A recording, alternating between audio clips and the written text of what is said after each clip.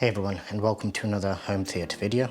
So today we're taking a look at the bright and dark room performance of the Hisense L9G, and in particular the 120-inch L9G. So the reason I specified the actual size is because if you were to buy this particular projector, regardless of whether you buy the UK version or the American version, the 100-inch model actually has the ability to be paired with a 100-inch Fresnel screen. Now that is actually more suited to bright room viewing, and if you do have a bright environment where you're intending to actually place this and you don't have very good light control, then that might actually be an option. The downsides of the Fresnel screen is that it's essentially rejecting light from all angles, and that means that the viewing angles aren't very good. If you know what a Fresnel lens is, it's essentially doing the same thing, so it's focusing everything directly on. This means that I believe it has something like a 1.2 or 1.4 gain, which means during the day it's going to look really bright and really vivid, a lot more vivid than this, which is a 0.4 gain screen. So this particular screen is actually reducing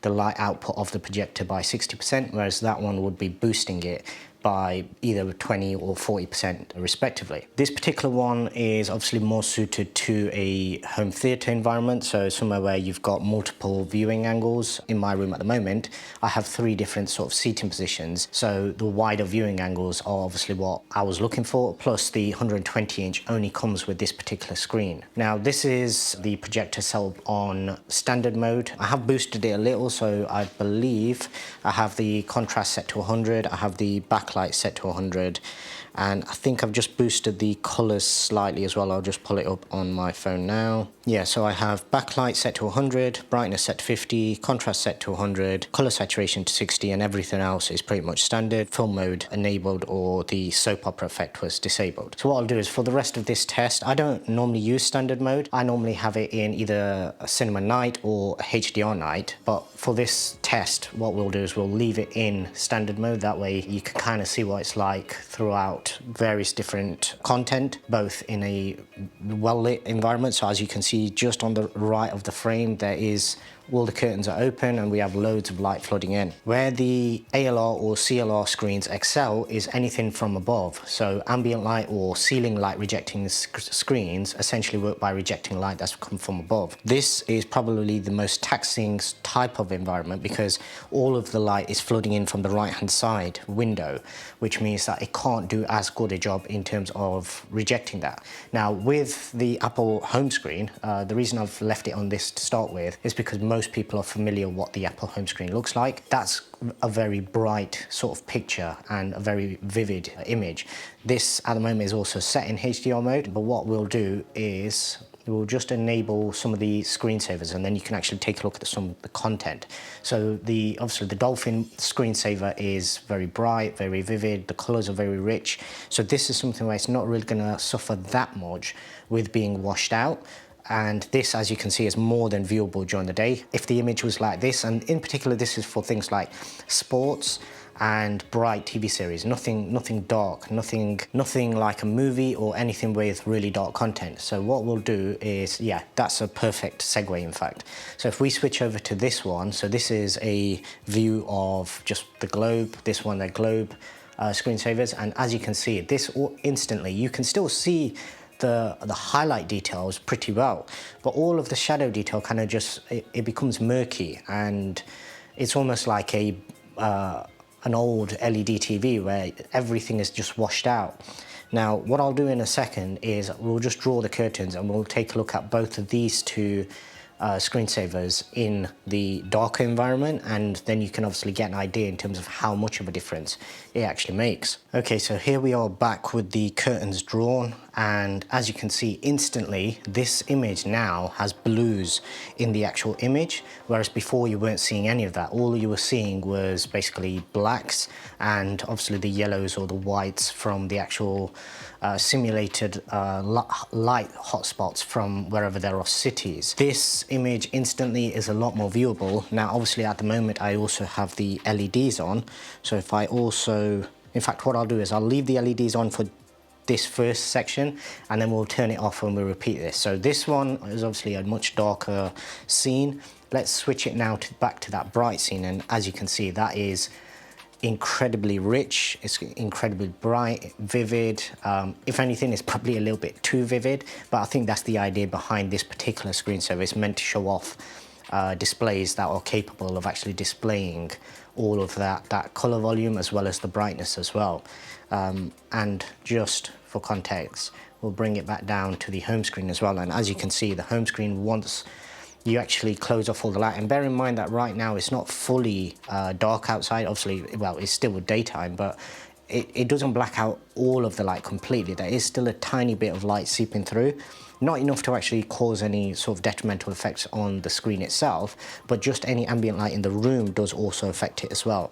So what I'll do now is I'll just kill the theatre lights, and now we'll repeat that same test with all of the lights off, and this is probably as dark without actually refilming this once it actually goes dark. So you can happily watch movies in this type of environment. There's not enough light coming in from the right hand side for it to be of any concern. So coming into the Dolphin screensaver, once again, as you can see, if anything, this just looks even more vivid now, and it's got even more punch and kick to the actual image. But if we come across to the Globe screensaver, this is where you can now, you should be able to tell that there are actual colors in that image rather than just being blacks and grays. There are blues. You can pick out a little bit of red. Now, for whatever reason, whenever I film this particular projector and this screen using any cameras, it always projects a red hue. What you're seeing probably isn't as visible in real life in terms of the redness towards the bottom 2/3 of the image. It just seems to show up on camera for some reason. But if you look towards the top of the sort of the ozone layer, you're getting greens, you're getting some reds on the right hand side, and it blends into almost like a yellow, and none of that was really visible before.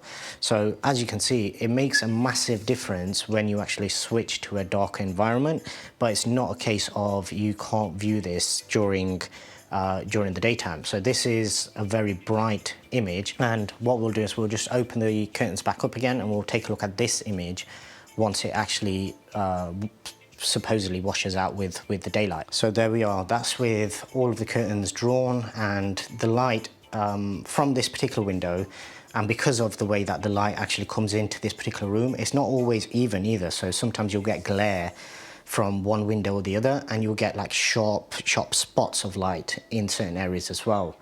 Some of that could be reflections from outside, houses across the street, things like that, glare coming in at weird kind of angles that reflects off the glass itself, and it becomes almost like sharp rays of light in certain areas of the screen. But this is typically what I would use it for whenever I'm watching sports during the day. Most of the sports generally tend to be daytime here in the UK, so for the most part, until we get to winter time, this is the sort of environment that we're going to be watching in. Something like this will be more than watchable during the day. Now, bear in mind that the sort of limiting factor of this whole setup isn't necessarily the screen of the projector. It's more so to do with the room layout, and the fact that when you are actually sat watching something like this, the glare from that right hand side actually affects your vision more so than what's actually on screen itself. Now, just one final test I wanted to do, and that was to actually switch it into vivid mode, or dynamic mode as they call it, just to see how much of a difference that makes. So that is the dynamic mode, and that is switching back to HDR standard, and this is what HDR night is like. So as you can see, the night mode, I've just dialed it down a touch, and also just focused a bit more in terms of pulling out some of the details, whereas the standard and the vivid tend to just blow out a lot of the highlights. The night mode in particular does a much better job in terms of retaining a lot more of those highlights. That is something that this unfortunately does suffer with, where you're having to switch through different modes depending on what you're watching. Night mode, as I say, is generally what I tend to leave it in, apart from when I'm using sports. And when I'm watching sports, this is sports mode now.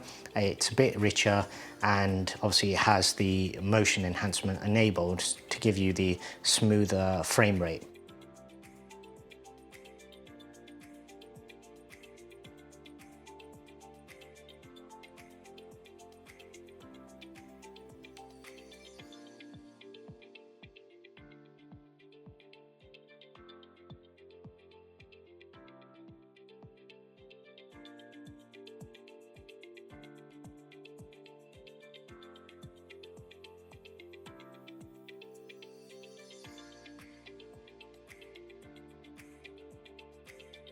Anyway, that's it for this particular video. I will have a lot more home theatre content coming, so if you haven't already done so, please do subscribe and also hit the notification bell. That way you won't miss out on any new videos up and coming. And I'd really appreciate it if you also give this video a thumbs up and share it with as many people as you can.